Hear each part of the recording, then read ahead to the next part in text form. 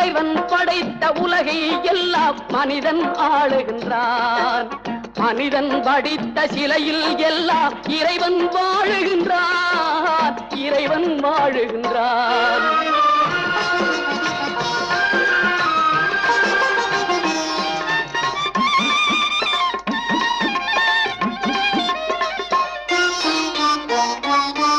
இரண்டு மனிதர் சேர்ந்த போதே எண்ணம் வேறாகும். இரண்டு மனிதர் சேர்ந்த போது எண்ணம் வேறாகும். எத்தனை கோவில் இருந்த போதும் இறைவன் ஒன்றாகும். எத்தனை கோவில் இருந்த போதும் இறைவன் ஒன்றாகும். இறைவன் ஒன்றாகும்.